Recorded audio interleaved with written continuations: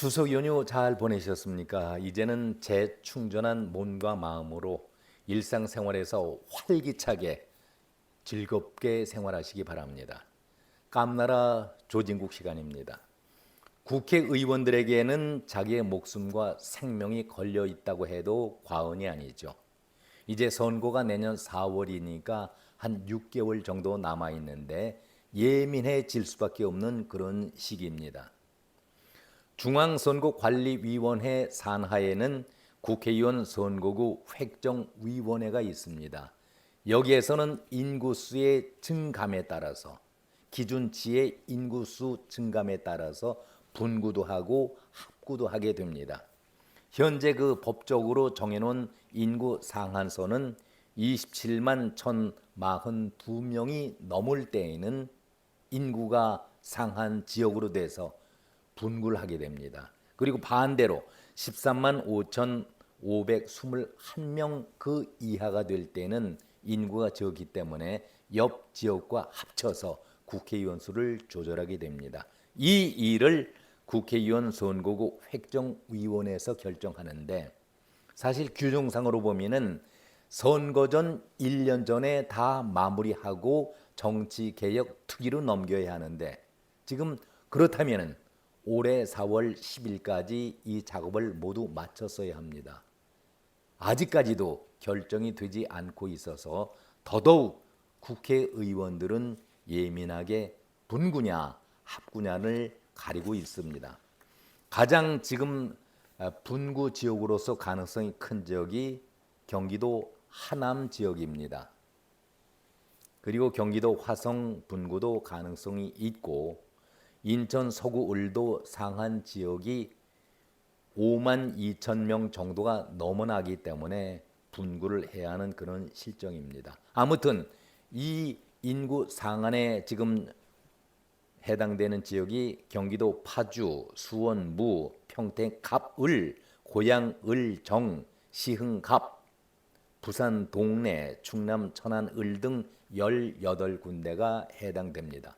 그렇다면 반대로 인구가 하한 인구 13만 5,521명이 못 되기 때문에 지역구를 합쳐야 하는 합구 대상 지역도 만만치가 않습니다.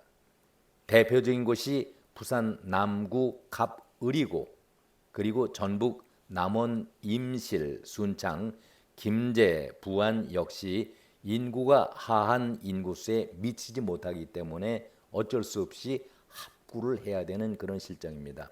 이외에도 인천의 연수갑, 부산의 사하갑, 경기 광명갑, 동두천, 연천 등 여러 군데가 합구를 하지 않을까 그런 생각도 듭니다.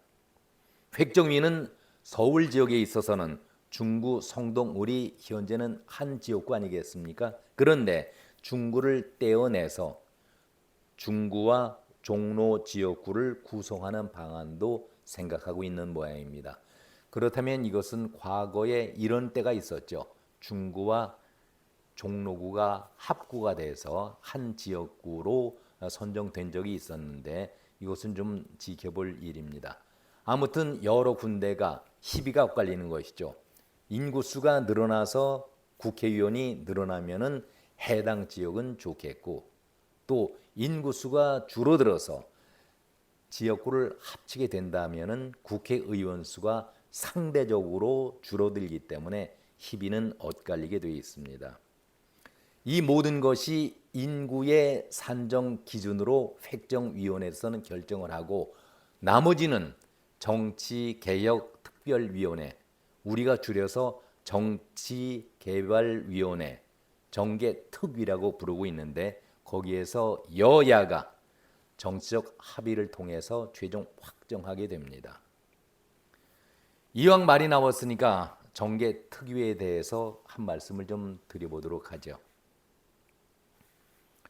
일단은 합구와 분구에 대해서 말씀을 드렸는데 내년 총선거에 있어서 확정 기간이 4월 10일이라고 말씀드렸는데도 아직까지 획정위원회에서도 결정이 안 됐고 이것을 정치개혁특별위원회 정개특위에서도 어떤 방향으로 갈지를 논하지 못하고 있는 이런 실정입니다.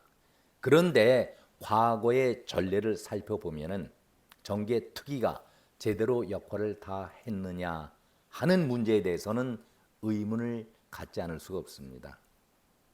그 이유는 여러분께서 다 아시는 것과 마찬가지로 한마디로 여야가 밥그릇 싸움을 하기 때문에 아주 예민한 문제죠. 일단 자기의 선거가 유리하냐 불리하느냐, 또 자기 당이 이 선거를 내줬을 때에 어떤 파장이 올 것인가, 유불리를 따지게 됩니다.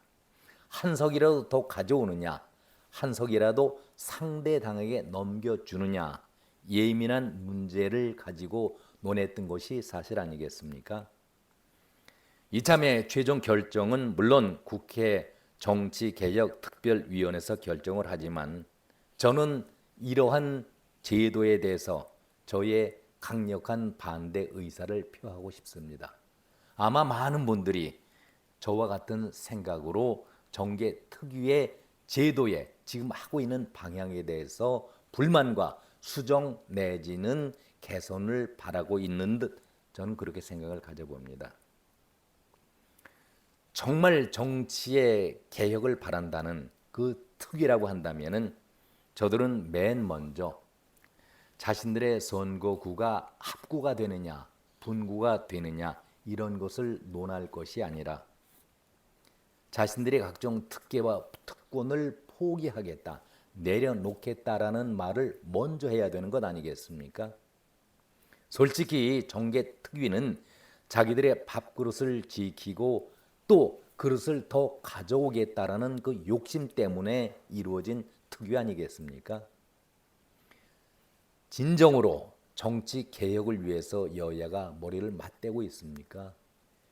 정말 여기에는 여야 다수당 정당뿐만 아니라 소수의 정당도 자기의 기득권 내지 밥그릇을 챙기기 위해서 서로 한 목소리 한 뜻을 보이고 있는 것이 정계특위라고 보시면 되겠습니다. 자, 이제 이런 입장에서 과연 이것을 그대로 우리가 보고만 있어야 할 것인가?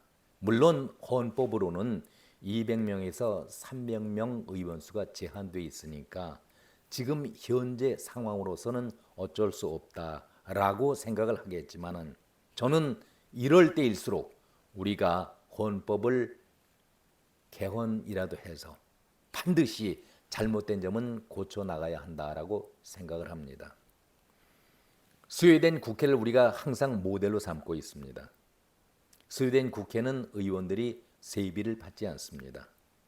자신들에게 국가가 헌신하고 봉사하라는 그 명령에 순종하면서 4년 동안 연임하는 것도 자신들이 싫어하기 때문에 4년 임기를 끝내고 나서는 자기의 본업, 자기의 전공 분야로 돌아가서 자기 직장에 충실한 것이 스웨덴 국회의원들의 활동 상황입니다. 그리고 저들에게 보좌관 꿈 같은 얘기죠. 우리나라는 보좌관이 8명 내지 9명을 주고 있습니다. 우리나라 국회의원 보좌관들이 하는 일이 무엇입니까? 대부분 개인의 비서 역할, 그리고 나머지는 다음 선거를 위한 선거원으로서 지역에 가서 활동하는 것이 고작 저들의 임무라고 볼 때에 과연 저들에게 우리가 저들의 봉급까지 월급까지 줘야 하느냐 하는 의문이 생기게 됩니다. 스웨덴 국회의원들은 의원 2명당 1명의 보좌관만을 허용하고 있습니다. 그런데 우리는 각자에게 8명에서 9명의 보좌관을 허용하고 있고 그 보좌관들이 개인 비서 역할 정도, 또 더 나아가서는 지역구에 가서 다음 선거를 위한 선거 활동만 하고 있는 것이 현실이라고 한다면은 정계특위는 그런 문제부터 자신의 특권과 특혜를 포기시키고 보좌관 문제 같은 것도 개선해야 우리 모두가 박수치는 것 아니겠습니까? 그리고 이 기회에 한 말씀 드리면은 국회의원에게는 선수 몇 선이냐, 5선이냐, 3선이냐 무척 따지죠. 물론 경험이 중요하고 중진 의원의 역량도 우리 높게 평가를 해야 하지만 안민석 의원이 5선입니다. 과연 우리가 그 안민석 의원을 보고서 국회의원답다라고 얘기를 합니까? 이 문제에 대해서는 나중에 또 한번 거론하겠지만은 우리가 이제는 국회의원을 선정할 때에 내실이 있고 정직한 사람, 근면한 사람을 국회의원으로 만들어야 되지 않겠습니까? 이래야 정치가 사류라고 혹평 비난을 했던 이건희 회장님의 30년 전의 그 말씀이 다시 떠오르게 됩니다. 이제는 우리 정치도 선진화가 되어야 되지 않겠습니까? 오늘은 여기까지입니다. 고맙습니다.